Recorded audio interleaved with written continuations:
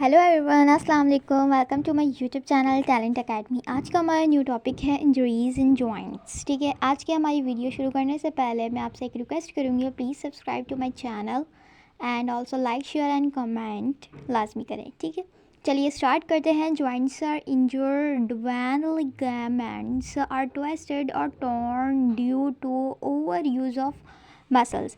अब यहाँ पर क्या कह रहे हैं कि जॉइंट्स जो होते हैं उनके अंदर इंजर्ड किस वजह से हो जाती है, जब लिगामेंट्स जो होते हैं वो ट्विस्टेड हो जाते हैं या टॉर्न हो जाते हैं।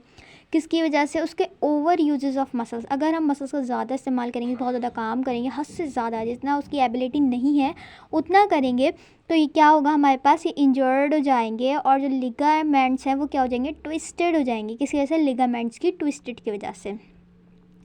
रिपीटेड हैवी फिज़िकल एक्टिविटीज़ की वजह से, यानी कि हैवी कर रहे हैं, कोई फिज़िकल एक्टिविटीज़ हो सकती है, और एनी इंजरी, और कोई सी भी इंजरी हो सकती है। The common types of joints injuries are as follows. और सबसे पहले जो है वो हमारे पास क्या है, डिसलोकेशन। तो चलिए स्टार्ट करते हैं। Dislocation is the complete change of position और सेपरेशन ऑफ द बोन्स। ठीक है, क्या कह रहे हैं यहाँ पर, कंप्लीट चेंज ऑफ पोजीशन की कंप्लीट चेंज, ठीक है, और separation of bones in a joints. Joint के अंदर बिल्कुल सेपरेशन हो जाएगी जॉइंट्स की, तो ये हमारे पास कहलाती है डिसलोकेशन।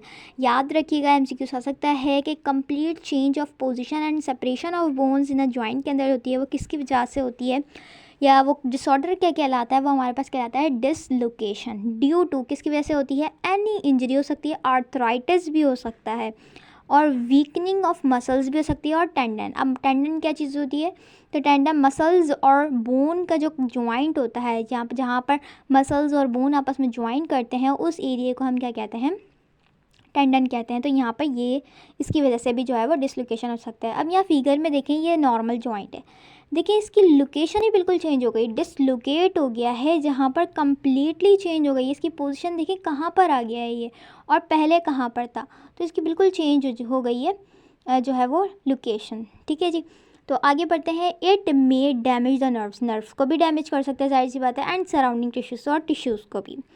द कॉमन सिम्टम क्या होता है ऑफ डिसलोकेशन, और सीवियर पेन होता है, स्वेलिंग होता है, इनस्टेबिलिटी रहती है ऑफ जॉइंट्स की, and inability to move, ability नहीं होती ठीक तरीके से मूव करने की जॉइंट्स को, ब्रशिंग। ठीक है जी, तो डिसलोकेशन जो होती है can be manage by surgery. Dislocation को हम इंजरी से भी जो है वो ठीक करते, मैनेज कर सकते हैं सर्जरी से। Physical bone manipulation by the doctor. ठीक है, जो फिज़िकल बोन जो होती है वो मैनिपुलेट किस तरह होती है, by the doctor, rest and physical therapies. ठीक है जी, तो अब यहाँ पर क्या कह रहे हैं कि जो हमारे पास ये जो बोन डिसलोकेट होती है वो मैनिपुलेट की जा सकती है, यानी कि अपनी जगह पर उसको लेकर आ सकते हैं डॉक्टर। किस तरीके से? एक तो रेस्ट की वजह से, और दूसरी जो है वो फिज़िकल थेरेपीज़ की वजह से भी। ठीक है, आई होप आपको समझ आ गया होगा। Thank you very much. अल्लाह हाफ़िज़।